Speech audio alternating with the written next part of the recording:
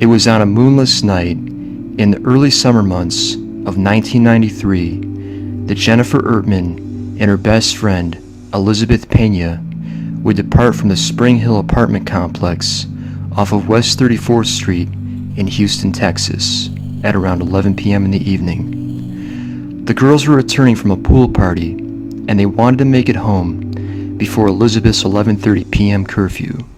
Since they were running a bit behind schedule, they decided to take a shortcut through the Clearbrook apartment complex, which would lead them out to a railroad bridge, and then out to a trail known as the White Oak Bayou through Jester Park. This shortcut had the potential of saving the girls about 10 minutes over their normal route. However, on this particular night, while walking along the bayou, these girls would be viciously attacked by a local youth gang, who would rape, assault, and kill the girls, leaving their bodies in a forest area near the south entrance of the park. This is truly one of the most violent and horrific tragedies that I've run across, and this video series is aimed at providing a level of clarity to the Elizabeth Pena and Jennifer Ertman case. Please strap yourself in as we get ready to dive into part 1 of 3.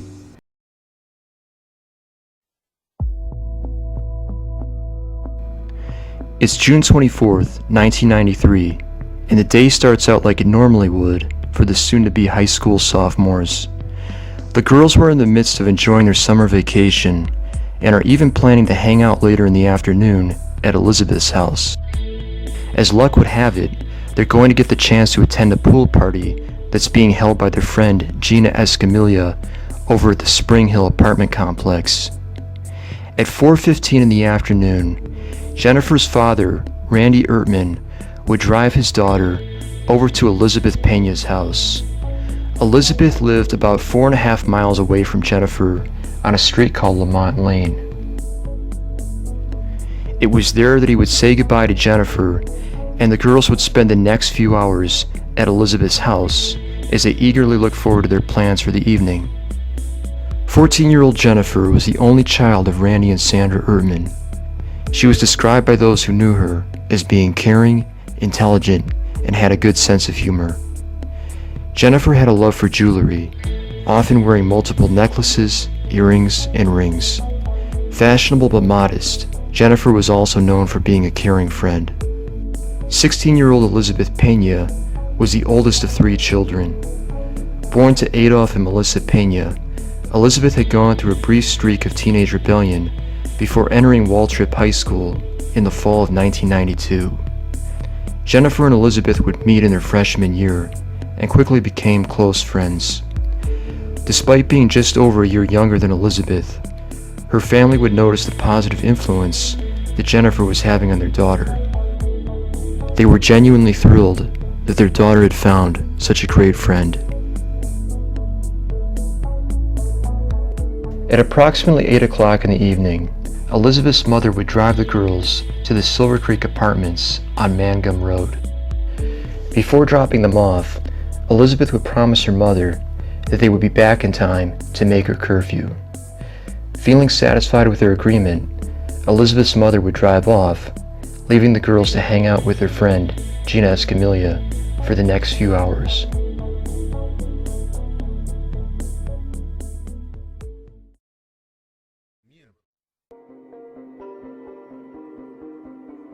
Meanwhile, in a neighboring suburb of Oak Forest, a small group of street thugs were getting ready to hold a gang initiation ceremony for 17-year-old Raul Villarreal. Villarreal had expressed interest in joining this group, who jokingly called themselves the Black and White Gang. They were a mix of teens, mostly between the ages of 17 and 19, and had a gang leader named Peter Cantu. Cantu had a long history of violent and disorderly conduct, and due to his frequent arrests, which involved stealing, car theft, assault, and even murder, he was well known to the local authorities. His ideal way of testing out the newcomer Raul Villarreal was to have him fight everyone in his gang. Peter would recruit the help of his friends, as well as one particularly vicious criminal named Sean Derrick O'Brien. The gang would get liquored up and would drive over to O'Brien's residence at the Clearbrook apartment complex. After recruiting O'Brien, the gang would head through a broken part of the fence that would lead them out across the railroad tracks and into the park to begin their brawl.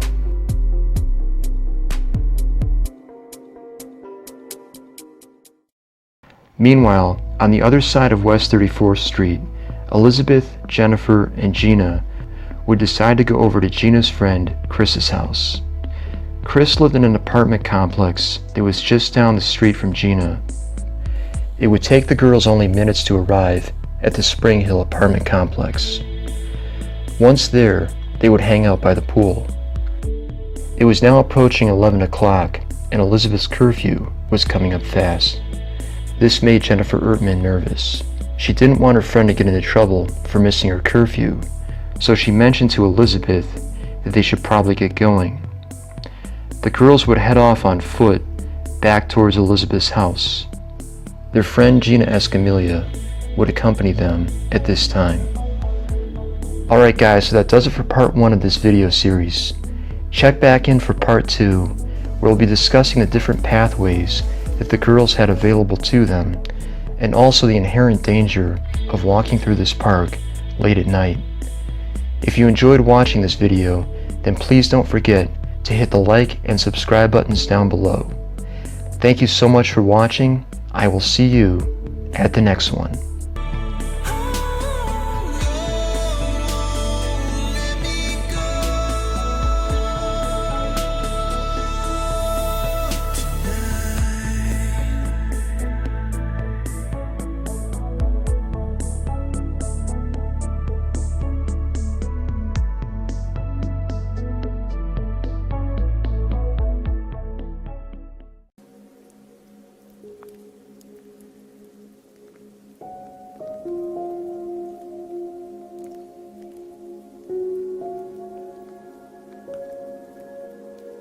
Before we start today's video, I'd like to take this opportunity to give a mention to Corey Mitchell.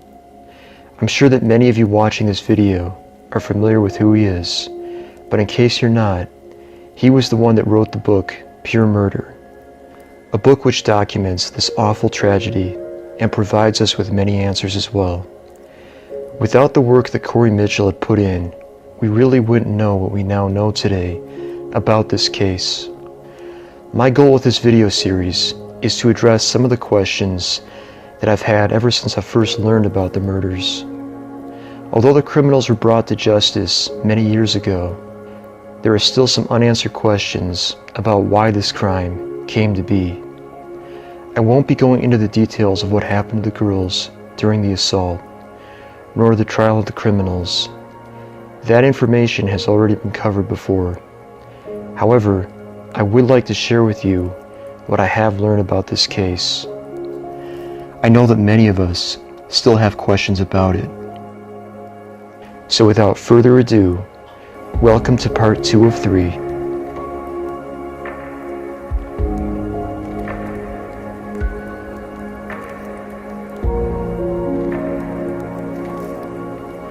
The time is now 11:15 on the evening of June 24th, 1993.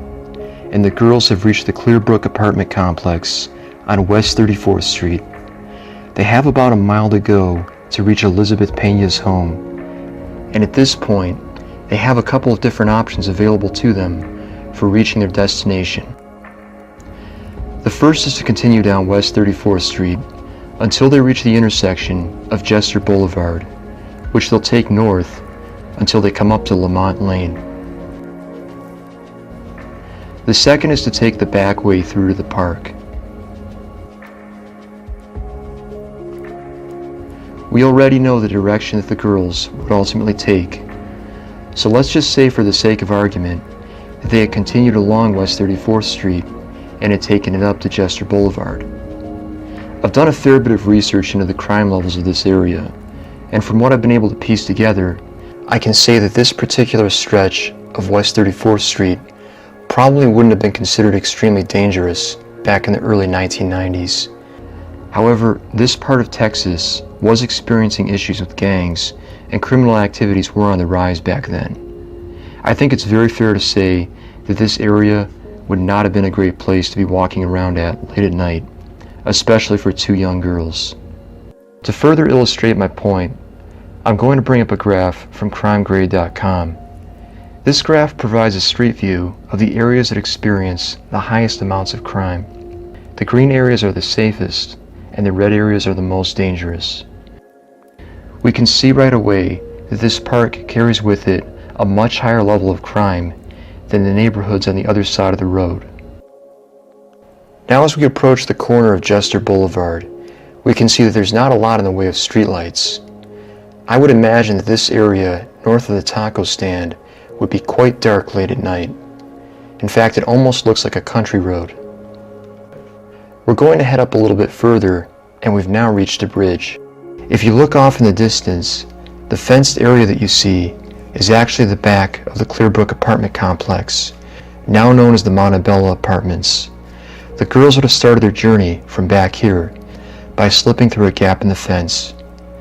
According to what I've read in Pure Murder, the fence actually had barbed wire at the top, yet another important reference to the amount of crime that was in the area back then. Now as we proceed up ahead, we'll notice that the sidewalk on the left side of the road is going to turn into a bike path. This trail is called the White Oak Bayou, and it eventually leads out into the park, but not before we hit the railroad tracks. And these tracks are actually quite important because they're one of the only ways out of this particular portion of the park. As we continue further ahead, we're now going to see that the sidewalk takes us into the park. There's also a sidewalk on the other side of the road, which of course you can take north, but let's just assume, for the sake of argument, that the girls had decided to head into the park. It's a nice summer evening, we'll just take a stroll through the park over here, and do you see that flattened land just past the trees where there's like an open area immediately before the forest? Well, this is the area where the gang members were fighting each other at. So I'd just like to point something out. Even if the girls had left the party early and they'd taken their normal route, they could have still run into the gang here. Now things could have been different for them, of course, but the threat of danger is still very much there. There's also the chance that they might have run into something else had they proceeded further along into the park. It does have some blind spots in areas where a potential predator could have also been hiding. However, this unfortunately pales in comparison to what I'm going to show you next.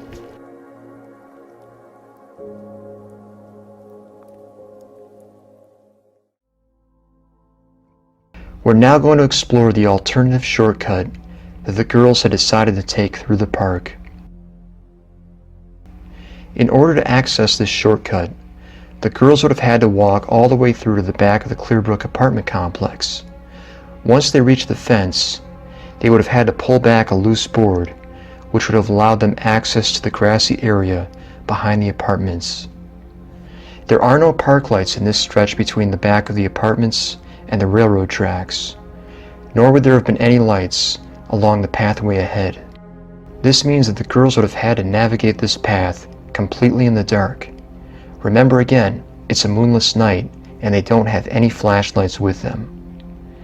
Now as we take a look at the surrounding terrain, we can immediately see that this area is much rougher looking than the pathway along Jester Boulevard. The grass here is very long, and there's a lot of gang graffiti as well. Another concerning element to walking along this path is the amount of overgrowth from the nearby trees. This would have made it very difficult to be sure of your surroundings as you're walking along the path. The potential for a predator to be lurking in the nearby forest, or perhaps even under the bridge, is another thing that you would have to consider. How easy would it be to get away quickly if you needed to? In my opinion, not very. This path is filled with blind spots where you can't be sure of your surroundings until you ascend into them. Even the bayou in the middle of the park provides another obstacle. The final stretch of this path involves walking up a blind hill. Off to the right, there's an area of open space that can't be easily observed until you've ascended the hill. And then beyond that is the White Oak Bayou, which you can take out of the park. I won't sugarcoat this when I say that it made me absolutely sick to my stomach when I first saw this bridge and pictured the girls walking across here late at night. Why would Elizabeth and Jennifer feel comfortable going this way? It's been a question that's always bothered me ever since I first learned about this case. And then I did some more research and I came across something very interesting. According to what's been reported, it was Jennifer Ertman that wanted to go this way and not Elizabeth Pena. Elizabeth actually lived fairly close to the park. However, Jennifer lived about 5 or 6 miles away from here. So you have to ask yourself, how is it possible that she would have the knowledge of the shortcut? She didn't live within easy walking distance of this park, yet she felt comfortable enough to suggest that they go this way back to Elizabeth's house. She even knew about the loose fence at the Clearbrook apartment complex. This indicates to me that Jennifer and Elizabeth must have taken this exact pathway many times. Why else would they have felt so comfortable with taking it late at night? It also stands to reason that both of the girls would have been very knowledgeable of the terrain along the pathway, and that the lack of visibility would not have presented a significant problem to either one of them. We also have to take into consideration that Jennifer Ertman had a curfew, and she hadn't told her parents that she was planning to spend the night at Elizabeth's house. Another thing that must be considered is the time in which the girls entered the park. The court records showed that the girls were attacked by the gang at roughly 11:30, at which point they were roughly a mile away from Elizabeth's house. Even if the gang hadn't been there, they still could not have made this curfew. Now this is a very interesting situation in which the girls know that they can't make the curfew, and yet they still choose to go into the park. Clearly their reason for going this way was not because of the curfew. So then why would they choose to go through the park? Why didn't their parents offer to give them a ride home? Why didn't the girls call their parents to get a ride back? Why were the parents comfortable with letting them walk back? In the next part, we'll be discussing the aftermath of what happened the following day, the timeline for when the police were brought in, and the reason why I believe there's a lot more to this case than was originally reported. I look forward to sharing that information with you in part 3. I will see you at the next one.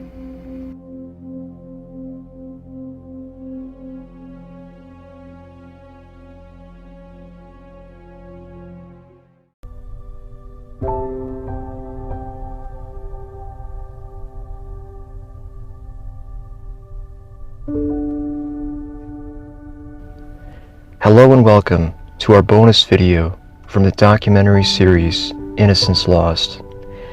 I'd like to start this off by saying that I'm truly grateful to be able to provide you with this content and hopefully answer some of the questions that you might have about the Jennifer Ertman and Elizabeth Pena case. As you no doubt know, Jennifer Ertman and Elizabeth Pena were 2 teenage girls that grew up in Houston, Texas, back during the early 1990s. They were tragically murdered on the evening of June 24th, 1993, while attempting to walk through a public park. Sadly, the lives of the girls could have been saved had they gotten a ride back home from their parents.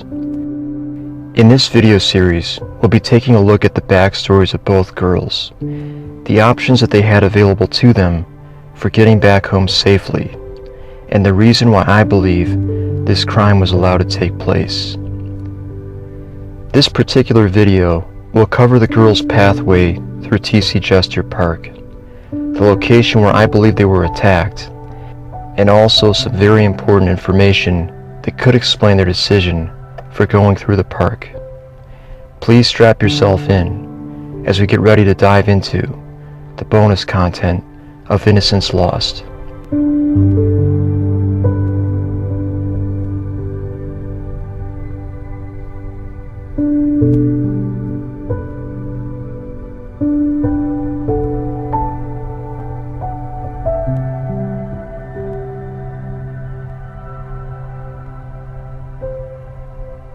On the evening of June 24th, 1993, Jennifer Ertman and Elizabeth Pena would attempt to walk through a public park in Houston, Texas. The reason for doing so was to make Elizabeth's 11:30 p.m. curfew. This is the official explanation that was given as to why they went through the park.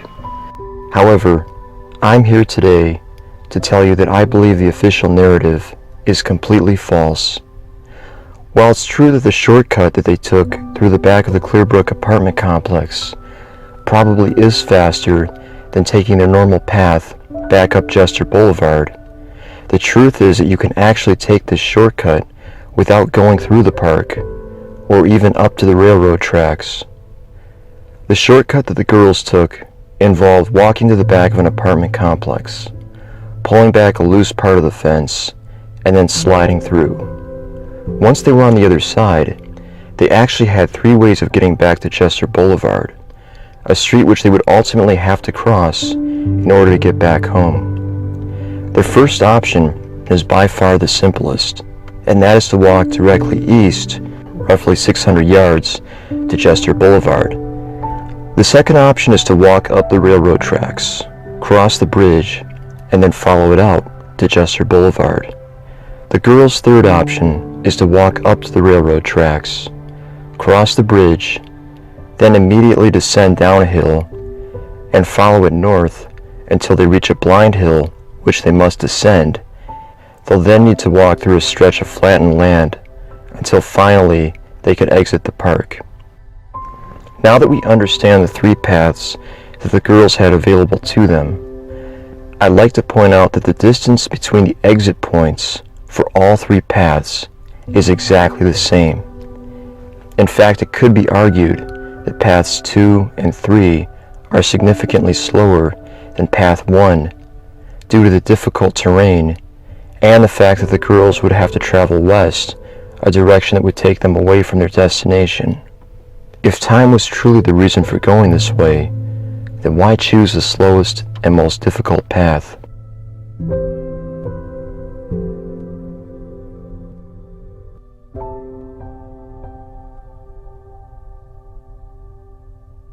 The girls would have started their journey into the park by walking up to the parking lot that you see on the left side of the screen. They would have walked through the stretch of open land to where the fence was. If you look closely at this picture, you can see a light post located on the north side of this field.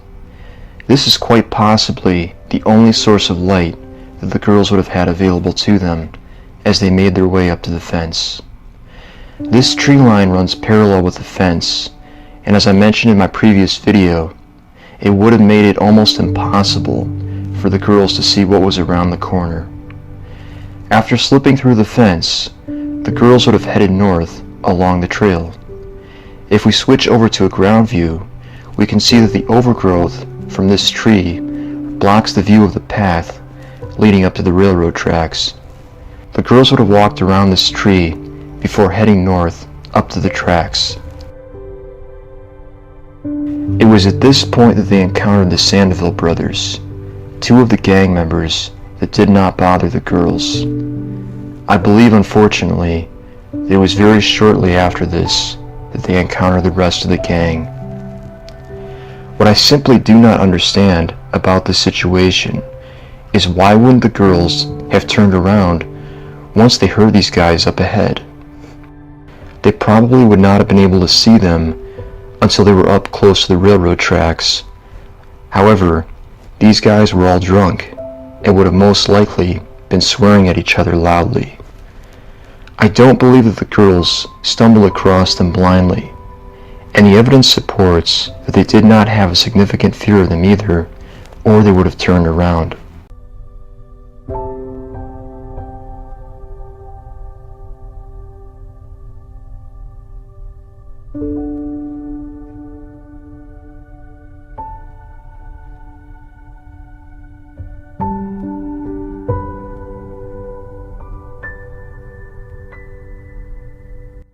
Hello and welcome to the bonus content of Innocence Lost, Part 3.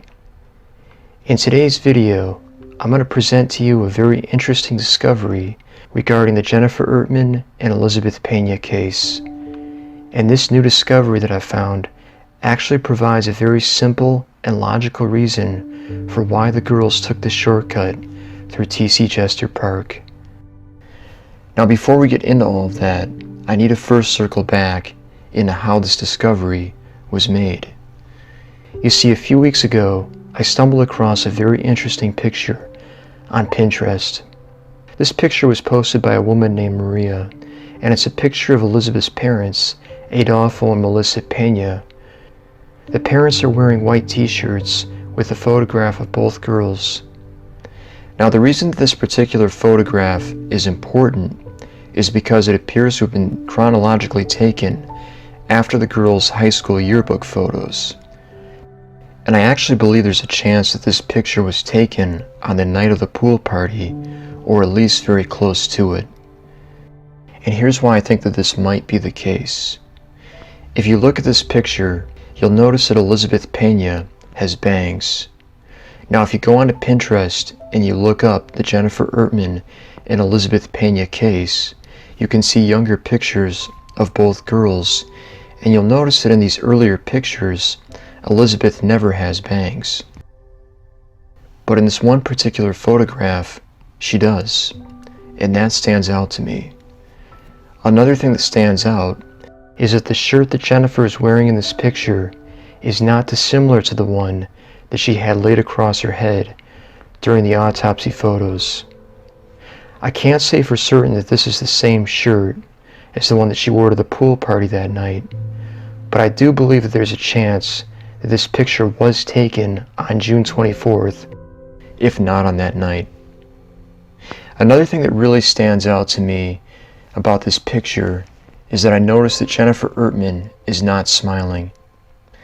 Jennifer and Elizabeth tend to be a little bit different in this regard. When it comes to taking photos, Elizabeth will usually smile in pretty much every picture that she's in, whether she's there by herself or with family or friends. Jennifer Ertman is usually a little bit more subdued. She'll sometimes give a half smile in pictures where she's just there by herself, but if we go back and look at the earlier pictures of Jennifer and Elizabeth together, Jennifer is always smiling. She always smiles when she takes pictures with her friends, but not on this particular night, possibly the night of the pool party, and perhaps even the last photo that was taken of the girls. And in my opinion, this is a red flag, because at least on the surface of things, Jennifer Ertman should be having a great time right now. She's spending time with her friend Elizabeth. The two of them are going to go hang out with Gina Escamilla later on in the evening. You would think that this would be a pretty exciting night for Jennifer, but she doesn't look particularly happy in this photograph, and it almost feels like something might be on her mind. It makes me wonder if it has something to do with the fact that she's going to have to walk back home by herself later that night.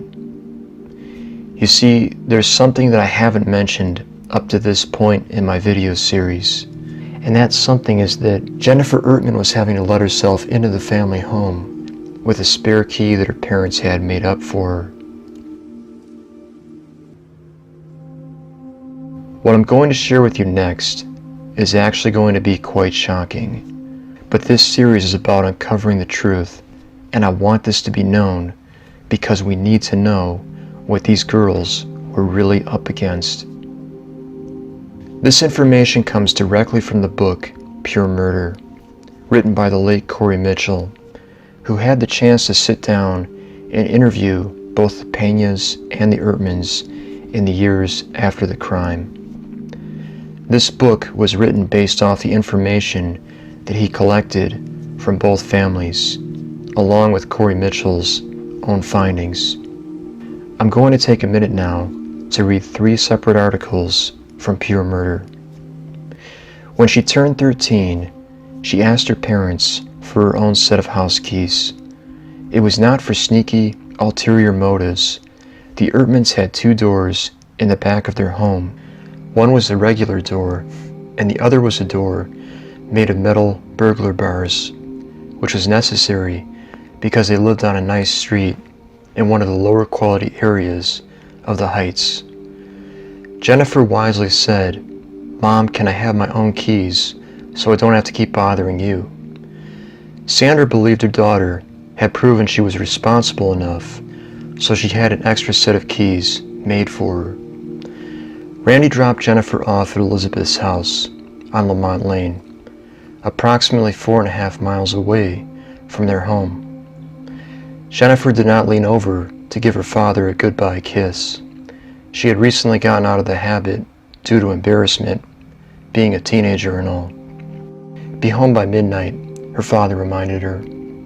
Sandra felt safe about letting her daughter go out for the night with friends.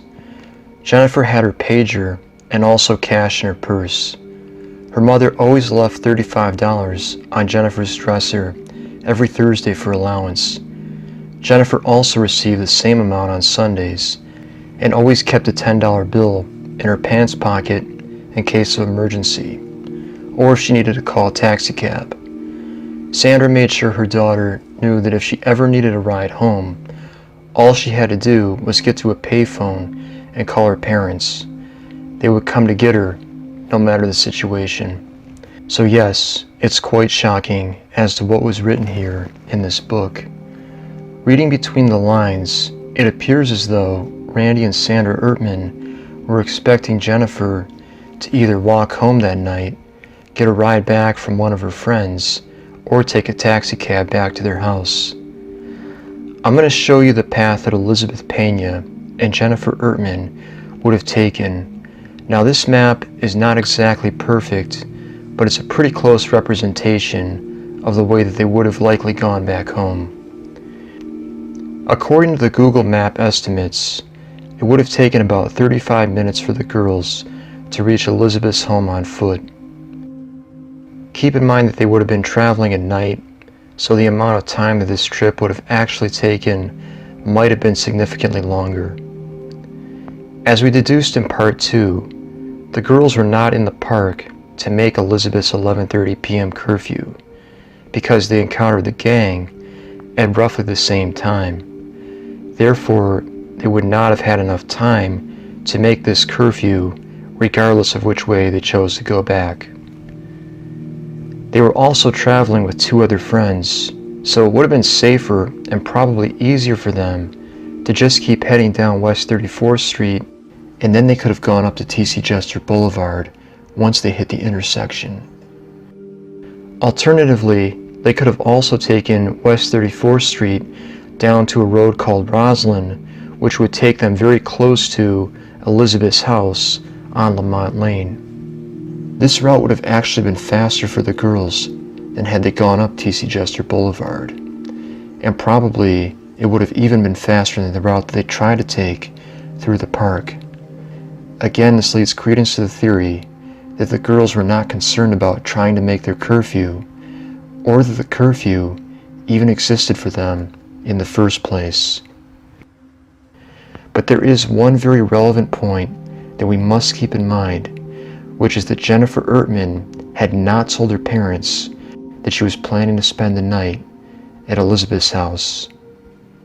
This implies that she was planning to walk back home and would have arrived at her house well after her midnight curfew, something that her parents claimed that she had never done before. According to Google Maps, this journey would have taken her at least 2 hours to complete on foot, giving the route that they did take through the park an additional level of plausibility. So why do I think that the girls decided to take the shortcut through TC Jester Park? Well, in my opinion, it's for the simple fact that it would have saved Jennifer Ertman a considerable amount of time in the nearly 5-mile walk that she had in front of her.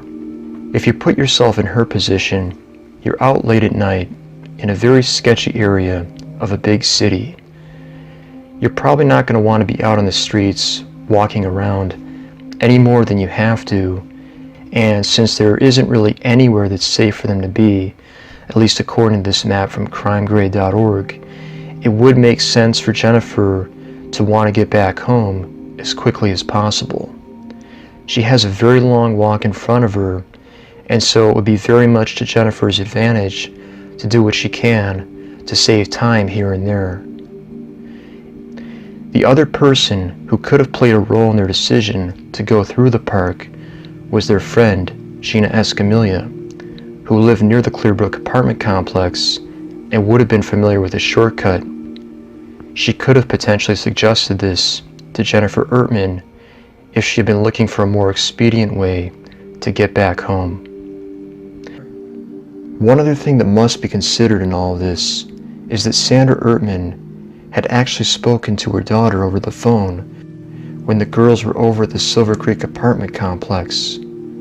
Why is it that Jennifer's parents did not arrange a time to come and pick her up, leaving her instead to have to find her way back home by walking through the sketchy and dangerous streets of Houston, Texas?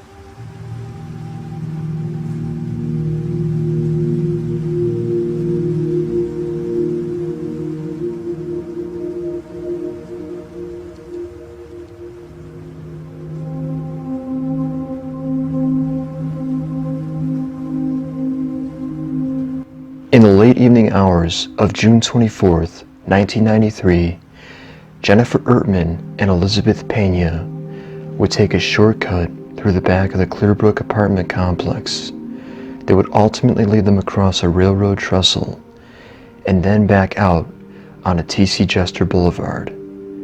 The official reason for taking this shortcut was because the girls had overstayed at a pool party that they were attending, and that by taking this shortcut through the park, they would be able to make Elizabeth's 11:30 p.m. curfew.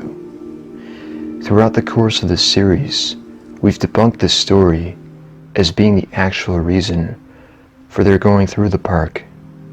The truth is that they never had the time to make this curfew, and their real reason for going through the park perhaps had something to do with avoiding a certain corner mall plaza at the intersection of West 34th Street and T.C. Jester Boulevard. In the 29 years since this horrible crime occurred, one of the most commonly asked questions that has so far gone unanswered is why didn't their parents simply give them a ride back home from the pool party? In today's episode, I'm going to introduce some unsettling new information that, when fully expanded upon in part 3, will create a much different and, I believe, accurate reason for why Jennifer Ertman and Elizabeth Pena chose to take this dark and secluded pathway through T.C. Jester Park. To really understand this dangerous predicament that Jennifer and Elizabeth found themselves in, we need to first understand why this particular block between Mangum Road and T.C. Jester Boulevard was not a safe area for them to be walking around at late at night. When it comes to crime, the northwestern corner of Harris County has a reputation for being a bit of a mixed bag. And while it's true that crime can occur anywhere and at any time, there are certain areas where the likelihood of violent crime is much higher than others. Many Houstonians consider T.C. Jester Boulevard to be a sort of divider between the safe and dangerous areas. Neighborhoods located to the east side of this road, such as the Houston Heights neighborhoods, would generally be considered to be safe and in a desirable part of the city. But the apartment complexes located off of West 34th Street, such as the Spring Hill, Montebella, and Silver Creek apartments, where Gina Escamilla lived, would not be considered to be in a safe area, especially at night. Unfortunately, Jennifer and Elizabeth couldn't have possibly known this as they were walking back to Elizabeth's house. But their decision to split off from their friends and instead walk back through Jester Park is an interesting one. This indicates to me that something else must have been driving their decision to get off of the main road. The shortcut that they took through the park wasn't necessarily the fastest way for them to get back home, nor was it the easiest. It could be argued that Roslyn Road, located just a block down the street from Jester Boulevard, would have been a far safer and easier route for the girls to have taken. Once again, this indicates to me that the reason for going through the park was to avoid having to walk past the strip club that was located in the corner mall plaza off of West 34th Street and Jester Boulevard. Essentially, it was just down the street from where the girls were coming from. However, taking this shortcut did have one unique benefit for Jennifer and Elizabeth, as it allowed them to avoid having to walk past the strip club. In fact, this is the only way that they could get back to Elizabeth's house without having to walk past it. West 34th Street, and specifically the area between Mangum Road and Jester Boulevard, is also known to have had problems with prostitution.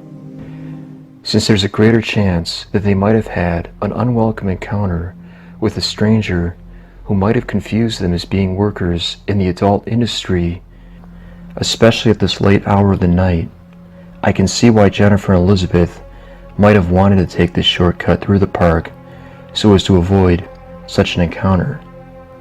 In fact, I believe this is the real reason for why Jennifer and Elizabeth decided to go through the park. I'm going to present to you a map of Houston, Texas, which shows the areas where prostitution arrests are at their highest. This map illustrates the top 5 areas where prostitution arrests were made back in 2015 and 16. Of these 5 areas, one of them is located very close to Independence Heights, not even 5 miles away from Jester Park. This map is a bit more telling when it comes to specific areas that experience higher levels of prostitution arrests. The area that I would like to bring your attention to is from Highway 290 over to Jester Boulevard, the area where Jennifer and Elizabeth were walking around at on the night of June 24th.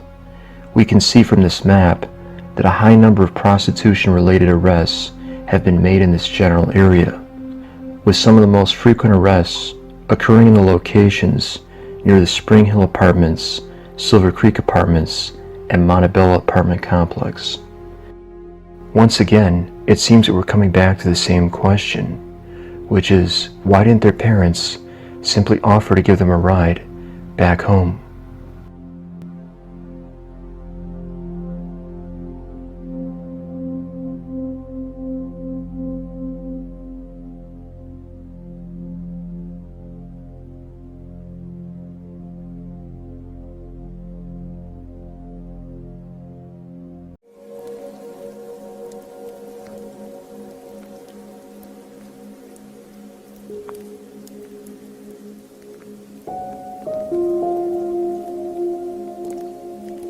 Hello and welcome to another bonus episode of Innocence Lost.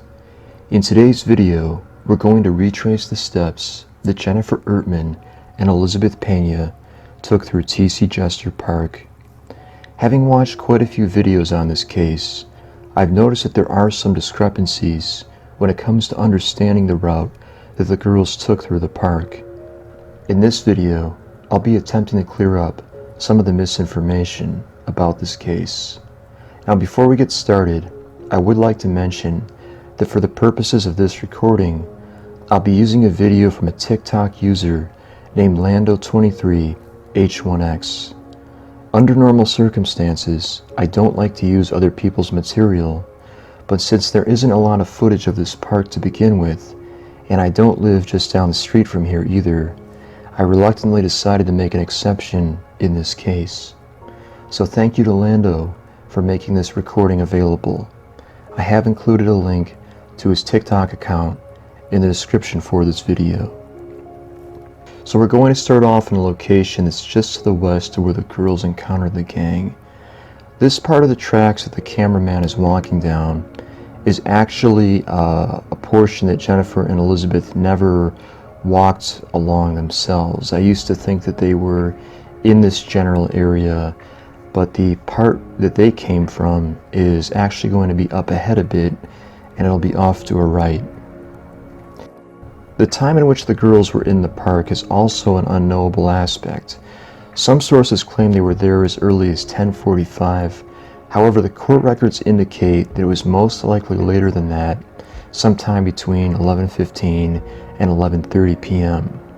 Now, the time is a very important detail in this case because, as we know, they were taking the shortcut so as to make Elizabeth's curfew, or at least that's the official explanation as to why they were going through the park. Now, the spot that we're coming up to, it's just before the bridge, is the area where the crime occurred at. Jennifer and Elizabeth would have walked up this gravel slope, and as they were making their way up to the top, they would have encountered the Sandoval brothers, who were two of the gang members that were there present at the gang initiation ceremony. The Sandoval brothers really didn't do anything at all. They just continued to walk along. Shortly after they reached the top is basically when they ran into the gang members. I believe it would have been right around this spot, most likely, that they would have encountered the gang members. The route that the cameraman is taking right now is going in the general direction of T.C. Jester Boulevard. This is, of course, the way that the girls would have gone back home. That was what they were trying to do. And if you look off in the distance, you can probably see a couple of cars going by every once in a while. That's the road they were trying to reach.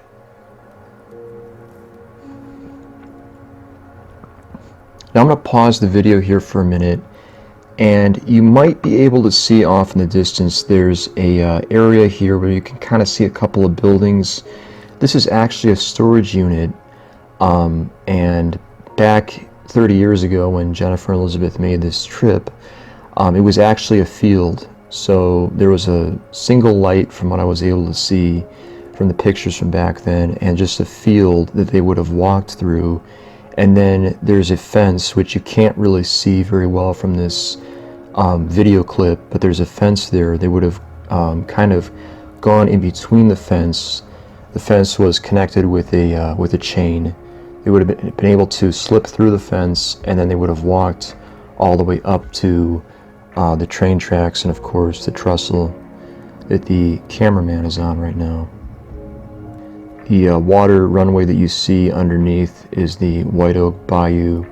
From what I understand, the water level was a bit higher, unfortunately, on this particular night also, so Jennifer and Elizabeth would not have had the option to cross over it and then go up on the other side of the trestle to have avoided the gang. Another unfortunate element to this particular story.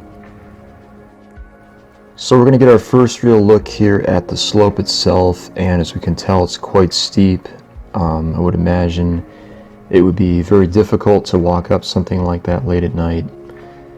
Another interesting thing about this is that you'll notice when the cameraman reaches the ground level, you can really see on the other side quite easily. This is something that I didn't know about when I first made Innocence Lost Part 2. I had assumed you really couldn't see what was on the other side, but based off of this video, it appears that you can really see what would be on the other side. Of course, I really can't say, what you would be able to see under those conditions. It was a moonless night, so I would think they probably would not have really been able to see the people on the other side of the bridge, but I don't know. It's impossible to say on that. So we're now going up the hill, and we're going in the general direction of the memorial benches. And once again, this is an area that Jennifer and Elizabeth never walked through. This is an area where I thought initially they were able to make it to. I kind of thought the gang was maybe somewhere up here, but they weren't. They were on the other side of the bayou. And we've now reached the benches. This is the one for Jennifer Ertman, and the one over here is for Elizabeth Pena. So hopefully you guys found this video to be interesting. I'm glad I was able to give a little bit more insight as to kind of what happened. I know this case can be kind of confusing because there's a lot of different stories about what actually happened on that night, but hopefully this kind of gives a better layout for the way that things unfortunately went down. Please leave me a comment in the comment section down below if you have anything you'd like to say about this case, and thank you so much for watching. I will see you at the next one.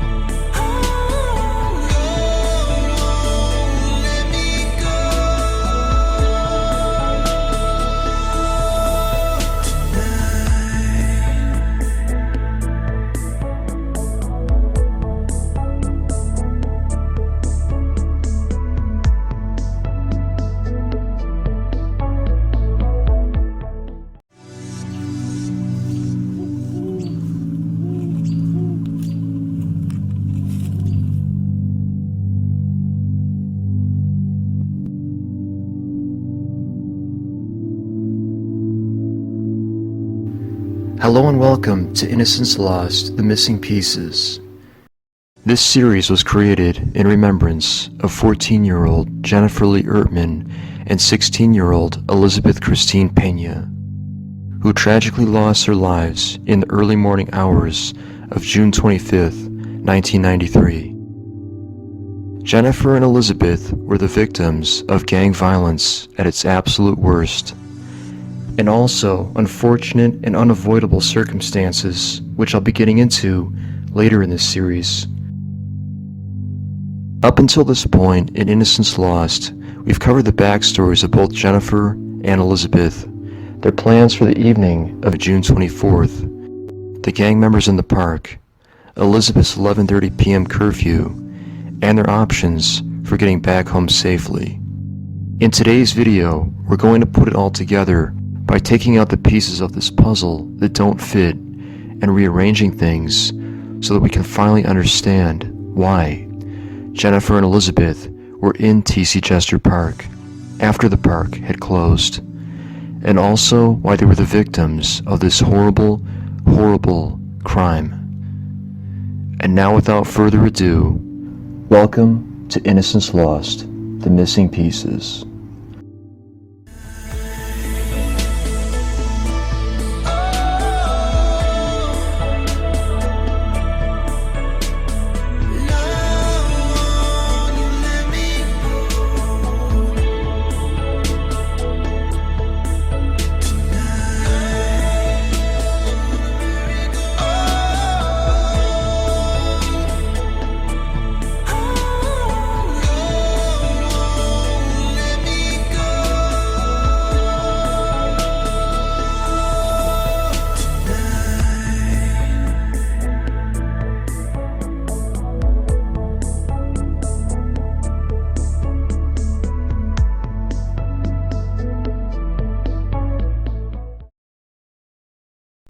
This is the White Oak Bayou, a channel that stretches through the northwestern areas of Harris County, meandering along in a southeastern direction until it eventually merges with the Buffalo Bayou in downtown Houston, Texas. The bayou serves as a drainage basin to protect the city of Houston against its frequent and heavy rains. Built in the early 20th century, the White Oak Bayou is an ever-present fixture amongst the landscape of the area. It also played a very pivotal role in the outcome of the Jennifer Ertman and Elizabeth Pena case. During the dry season, the the water levels of the bayou will typically remain relatively low, making it possible for a person to cross on foot. However, when the water levels are high, the bayou effectively serves as a divider between the east and west sides. Countries in the northern hemisphere tend to experience their highest amounts of rain during the late spring and early summer months. The state of Texas, of course, is no exception to this rule. This video clip was taken on the day that the girls' bodies were discovered in the park. If we take a look at the water levels of the bayou, it becomes very apparent that they would have been far too high for Jennifer and Elizabeth to have crossed on foot just a few days before. This means that from the moment that the girls entered the park, they had only three ways of exiting: to the north, to the east, or to go back the way that they came.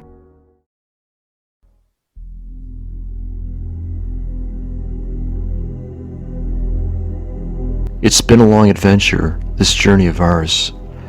From the first day that we started down this path of trying to understand why the girls decided to walk through TC Jester Park at close to midnight, when there seemed to have been so many better and safer alternatives for them, paths that would have easily made this crime avoidable. From that first day, we've kept coming back to the same question of who and what convinced Jennifer and Elizabeth that this shortcut through the park was in fact a safe path for them to take.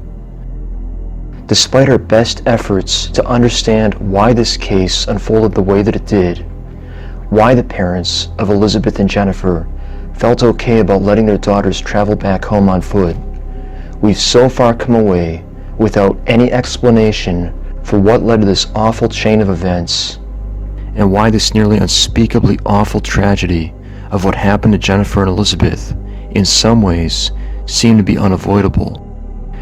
There are pieces of this puzzle that we simply don't have an answer for, or rather, we didn't have an answer for them until now.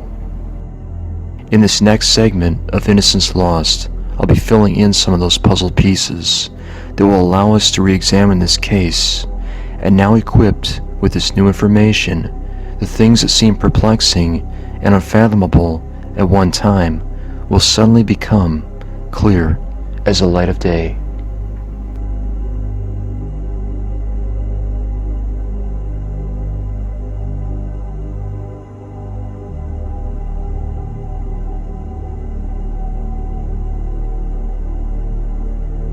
Although their exact time of departure from the pool party is disputed, we know that Jennifer and Elizabeth arrived a few minutes after 10 o'clock. Once there, the girls were at the pool party for at least 45 minutes, making their likely time of departure as being around 11. During their stay, Elizabeth Pena was paged by her friend, Vanessa Rivera. Elizabeth asked Chris, Gina Escamilla's former boyfriend, if there was a nearby payphone that she could use to call Vanessa back. Chris pointed to a nearby payphone, and Elizabeth went to use it.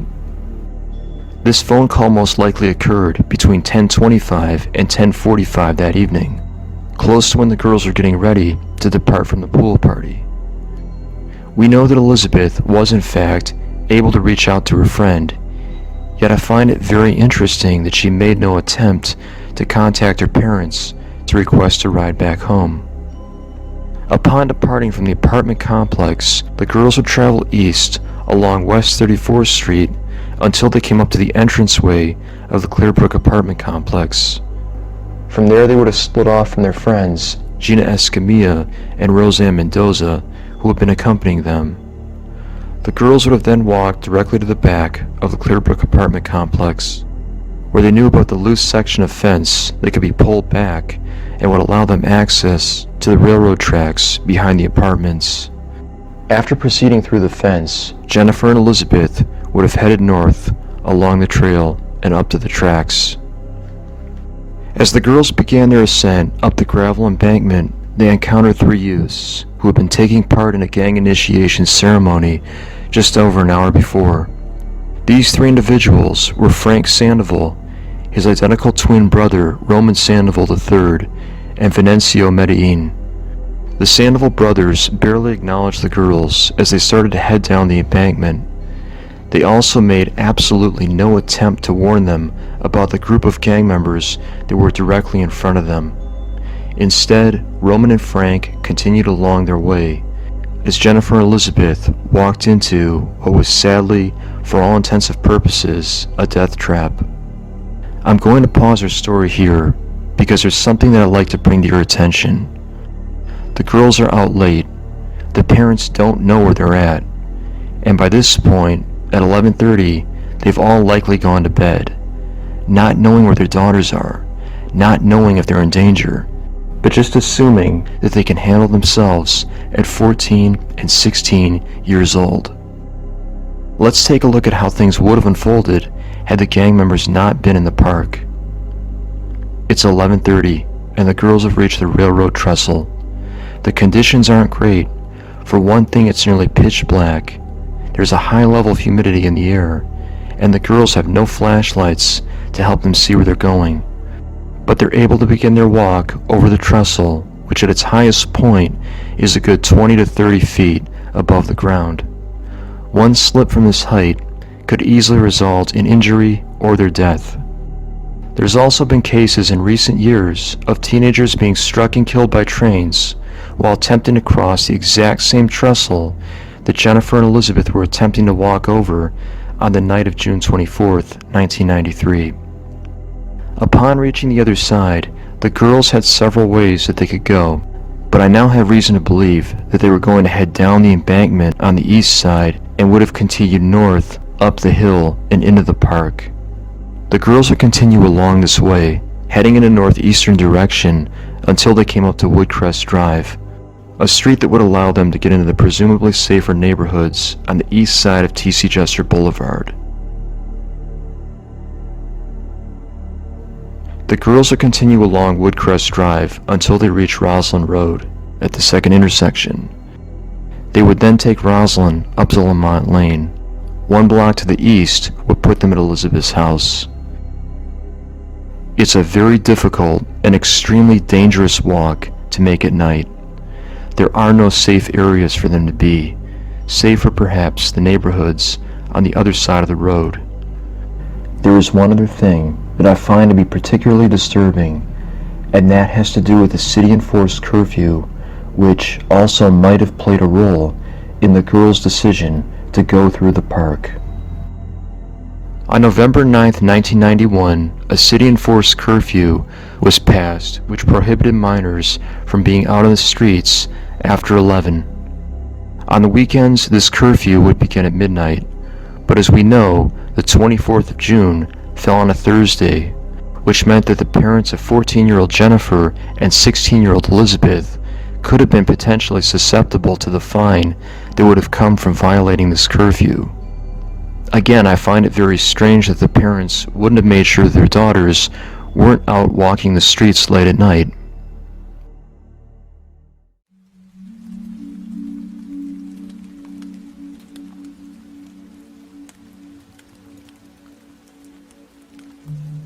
So I think it's time now that we tackle this question.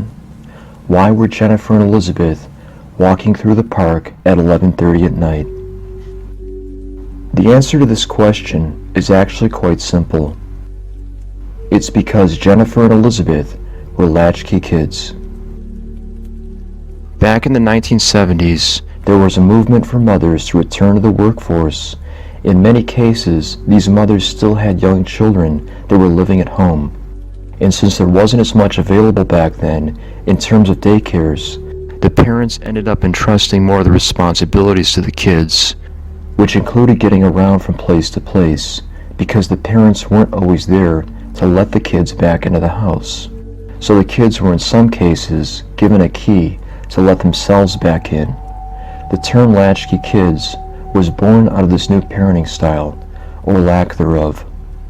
If we go back a few videos to The Secret in the Photograph, you may recall a certain section where it was revealed that Jennifer Ertman was having to let herself into the family home with a spare key. This is most likely because her parents weren't around to do this themselves.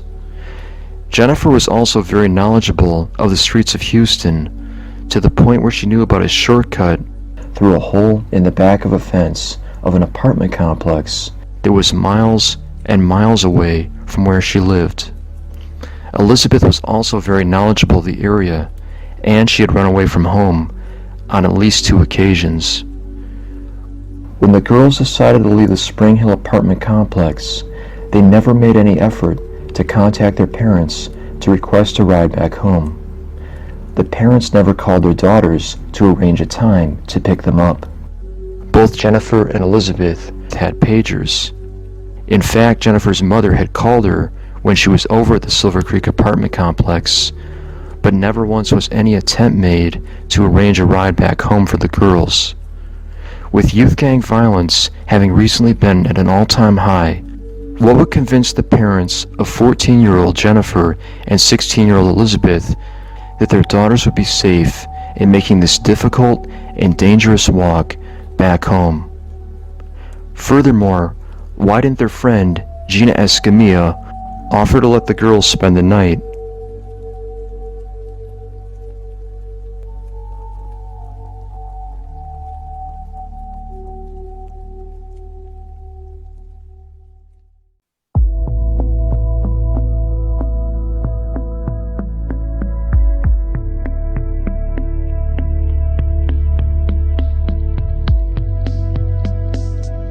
Born on June 21st, 1977, Elizabeth Christine Pena was the oldest child of Adolfo, Adolf, and Melissa Pena.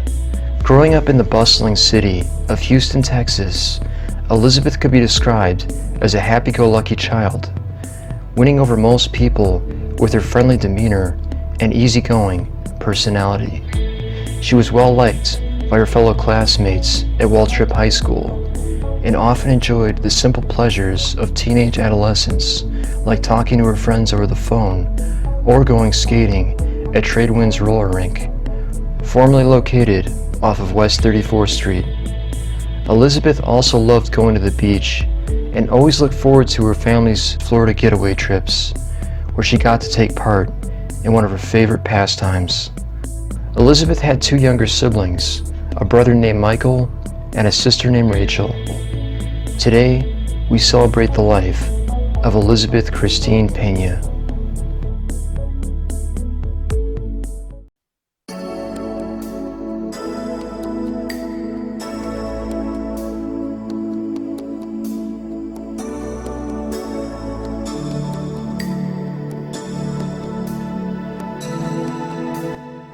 Born on August 15, 1978, Jennifer Lee Ertman was the only child of Sandra and Randy Ertman. Growing up in the 1980s and 90s in Houston, Texas, Jennifer developed a lot of hobbies and interests at an early age. As a child, she liked to ride her bicycle and her go-kart down the street. Jennifer had a baseball card collection and was even a bit of an athlete, playing basketball in her freshman year at Waltrip High School, before deciding that the sport was not for her. Like a lot of teenage girls, Jennifer loved jewelry, often wearing multiple necklaces, earrings, and rings. She wore a J-ring and an E-ring, which represented the first letter of her first name and her last name. She was the type of friend that would have your back, no matter the situation. One thing that most people can agree on when it came to Jennifer Ertman is that she cared about the people in her life. Adolfo Pena, the father of her friend Elizabeth, remembered that Jennifer would always make an effort to say hello to him whenever she came over to visit her friend, even if he was in a different part of the house. That was just the type of person that Jennifer was. She had her own way of lifting the people around her up.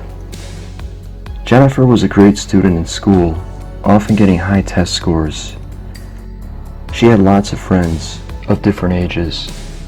Jennifer liked the band New Kids on the Block, and she also liked the color purple.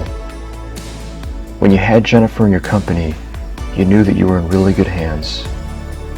Today, we celebrate the life of Jennifer Lee Ertman, an incredibly courageous young woman with tremendous character. Like her friend Elizabeth Pena, she is deeply missed.